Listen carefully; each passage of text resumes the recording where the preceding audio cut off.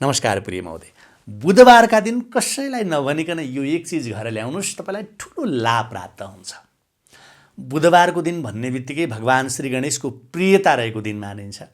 कलियुगमा भगवान गणेशको पूजा बिना सुरु गरेको कुनै पनि कार्य, कुनै पनि शुभ कार्य सफल हुँदैन, किनकि भगवान श्री गणेश विघ्नहर्ता हुनुहुन्छ, देवताका अधिनायक हुनुहुन्छ र बुद्धिमत्तामा, बुद्धिमानमा अग्रणी हुनुहुन्छ।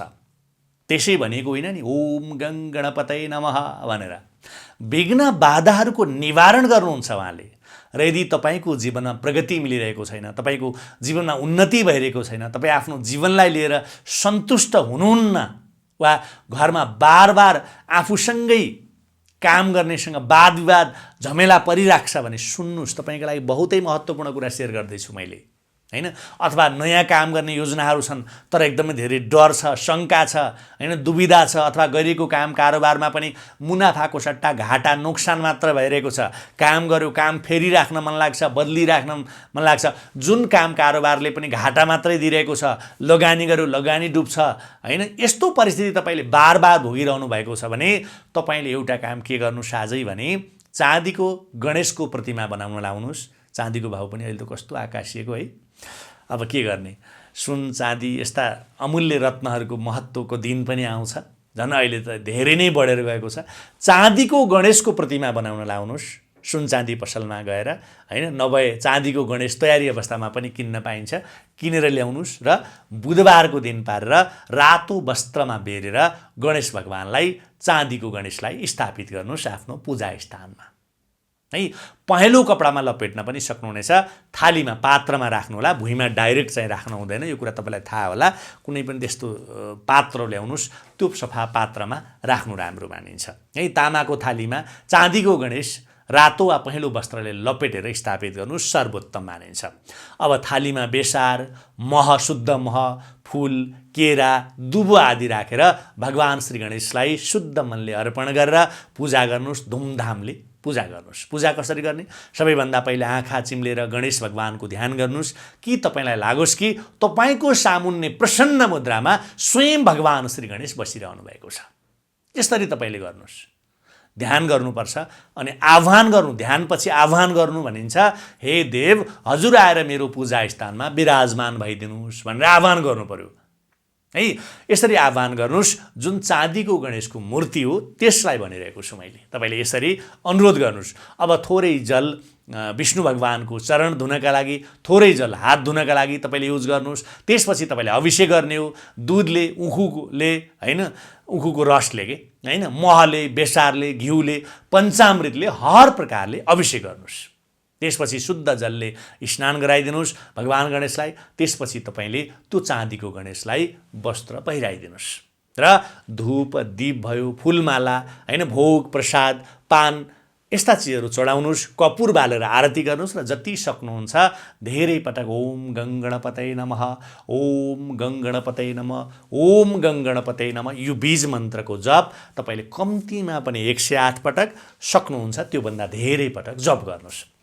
अब यदि तपाईँले यो दिनबाट दैनिक 10 माला भनेको 1080 बार यो ओम गं गणपतये नमः, ओम गं गणपतये नमःको मन्त्र जप गर्नुभयो र रेगुलर यो काम गर्नुभयो भने 1 वर्षभित्र तपाईँका सारा कामहरू बन्छन्। घरमा चाँदीको गणेश स्थापना गरेर, हैन, ध्यानसहित दैनिक 10 माला यो मन्त्र जप्नुहोस्। तपाईँले चाहे जतिसुकै ठुलो दुर्भाग्य भोग्न किन परिरहेको नहोस्, म ठुक्काका साथ भन्न सक्छु तपाईँको दुर्भाग्य सौभाग्यमा बदलिन्छ। वर्ष दिनभित्र त्यो पनि पूर्ण निष्ठताका साथ यति काम गर्न सक्ने हिम्मत र विश्वास छ भने जाग्नुहोस्। अब भोर भयो, ढिला भइसक्यो। त्यस्तै पैसा सम्बन्धी समस्याले तपाईँलाई कहिल्यै नछोड्ने भयो। धेरै मान्छेहरूको प्रतिक्रिया, कमेन्ट आउँछ अनि यो धन पैसासँग सम्बन्धित कुराहरू धेरै हुन्छन्, प्रश्नहरू पनि।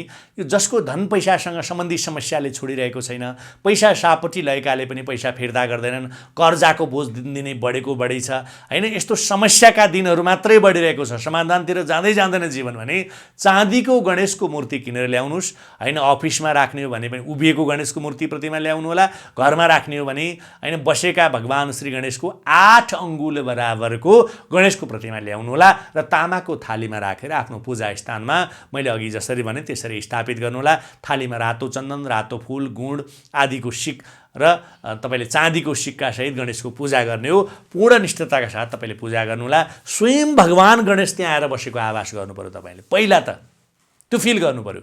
नियमित पूजा गर्नुहोस्, फेरि स्थापित गरेर कहिले मन लाग्यो पूजा गऱ्यो, कहिले आज ढिला भयो भोलि गरौँला भनेर छोड्ने भने नियमित रूपमा गर्नुहोस् होइन। दैनिक हरियो दुबो चढाउनुहोस्, लड्डु चढाउनुहोस्, जल चढाउनुहोस्। ओम गङ गणपते नमः, ओम गङ गणपते नमः, ओम गङ गणपते नमः। यो मन्त्र 108 बार, कम्तीमा पनि 108 पटक, त्योभन्दा बढी जप गर्नुहोस् होइन। पैसा ऋणको बोझ अधिक छ, थेग्नै नसक्ने स्थितिमा पुगिसक्नुभयो भने, तपाईँलाई असम्भव जस्तो भइसक्यो ऋण कर्जाको बोझले, भारले भने तपाईँले चाँदीको गणेश पनि किन्न नसक्ने अवस्था छ भने माटोको गणेश ल्याएर स्थापना गरे पनि हुन्छ।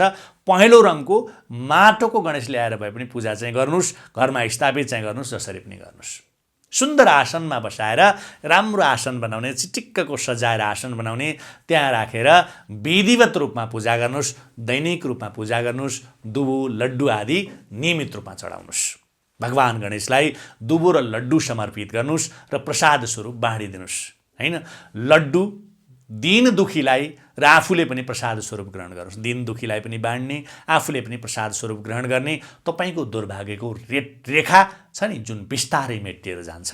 चाँदीको गणेशले चम्काउँछ तपाईँको भाग्य। नसक्नेले माटोको गणेश स्थापित गरेर पूजा गर्नेलाई भगवान गणेश र कुबेरको आशीर्वाद प्राप्त हुनेछ भनेर शास्त्रमा प्रष्टसँग व्याख्या गरेको छ। केवल सत्यनिष्ठताका साथ, पूर्ण भक्तिभावका साथ तपाईँले यो कार्य गर्न सक्नुपर्छ। भक्ति चाहिँ हुनु पर्यो। जस्तो मैले भने नि अघि, तपाईँले चाँदीको गणेश ल्याएर पूजा स्थानमा स्थापित गर्दाखेरि होइन, स्वयं श्री गणेश आएर तपाईँको पूजा स्थानमा बसिरहेको आभास हुनु पर्यो कि तपाईँलाई, त्यस्तो आभास हुनु पर्यो। सक्नुहुन्छ भने त अझ तपाईँले राम्रो दिन पारेर पण्डित पुरोहित ल्याएर स्थापित गर्नुहोस् भन्छु त मैले। सकिन्छ, सम्भव हुन्छ भने। त्यति सकिँदैन भने पनि मैले आज जुन विधि तपाईँलाई दिएँ, यो विधिलाई फलो गरेर तपाईँले गरेर हेर्नुहोस्। तपाईँ जस्तो सुकै दुःख कष्टबाट तपाईँ गुज्रिरहेको भए पनि वर्ष दिनभित्र तपाईँको समस्या खुमन्तर हुनेछ। तर मैले अघि भने जस्तै तपाईँमा भक्तिभाव चाहिँ हुनु पर्यो, तपाईँमा पूर्ण निष्ठता हुनु पर्यो, पूर्ण विश्वास हुनु पर्यो, पूर्ण लगाव चाहिँ हुनु पर्यो। लगावै छैन, उही ओठे भक्ति, ओठे आराधना, देखावटीपन, बोक्रेपनको चाहिँ कुनै पनि अर्थ छैन। भक्तिभाव चाहिँ मनदेखि हुनु पर्यो, मनको शुद्धतामा पनि ध्यान दिनु पर्यो है त हजुर। ल, मैले यति कुरा गरेँ। आजको भिडियो चाहिँ तपाईँलाई कस्तो लाग्यो आफ्ना कुराहरू कमेन्टमा लेख्दै गर्नुहोला। भगवान श्री गणेशको नाउँमा गरेको पूजा व्रत आराधना कहिल्यै पनि खेर जाँदैन। तपाईँले भक्ति मन लगाएर गर्नुहोस्, अवश्य पनि श्री गणेशको कृपा र अनुकम्पा तपाईँमा पर्नेछ। लौ त प्रिय महोदय, यतिन्जेलको साथ र सहयोगका लागि, भिडियो हेरेर दिनुभएको साथ र सहयोगका लागि तपाईँलाई हार्दिक आभार व्यक्त गर्दै, तपाईँलाई श्री गणेशको कृपा बनिरहोस् भन्ने शुभेच्छा प्रकट गर्दै अर्को भिडियोमा भेट्ने बाचा गरेर अहिले बिदा हुने अनुमति माग्छु। बिदा मागौँ। सर्वे भवन्तु सुखिनः। ओम गङ गणपते नमः।